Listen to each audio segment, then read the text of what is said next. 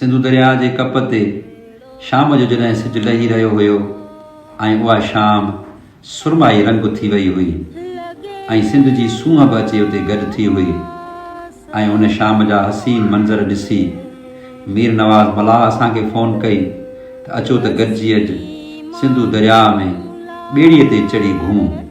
ऐं पोइ मां ऐं इमदाद उते पहुतासीं जिते मीर नवाज़ मलाह असांजी आजियां करे रहियो हुयो।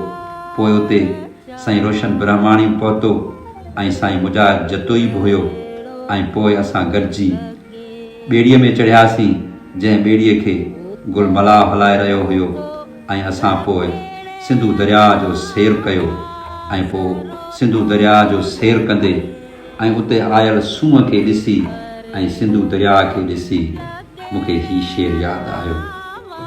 हा ही जो सिंधु दरियाव आहे, हा ही जो सिंधु दरियाव आहे जंहिंमें सिंध सॼीअ जो साहु आहे। हा ही जो सिंधु दरियाव आहे जंहिंमें सिंध सॼीअ जो साहु आहे। सिंधु सिंध अज़ल खां आहे, सिंधु सिंध अज़ल खां आहे जंहिंजो शाहिद भिट जो शाह आहे, जंहिंजो पाणी आबे कोसर आहे, जंहिंजो पाणी आबे कोसर आहे जंहिंमें थंज जहिड़ो साहु आहे। हा ही यामशोरे जी पुल आहे, हा ही यामशोरे जी पुल आहे जितां वहंदो सिंधु दरिया आहे। हिक पासे अलमंज़र होटल आहे, हिक पासे अलमंज़र होटल आहे, ॿिए पासे अल हमराह आहे। असां सभिनी खे घुराइण वारो, असां सभिनी खे घुराइण वारो साईं मीर नवाज़ मलाह आहे।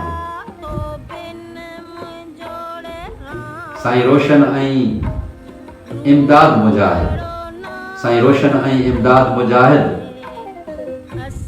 गॾु मीर नवाज़ मलाह आहे।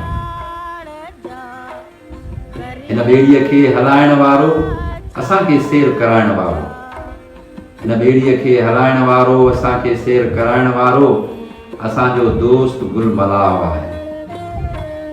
हा ही जो सिंधु दरियाव आहे जंहिंमें सिंध सॼीअ जो साहु आहे, जंहिंमें सिंध सॼीअ जो साहु।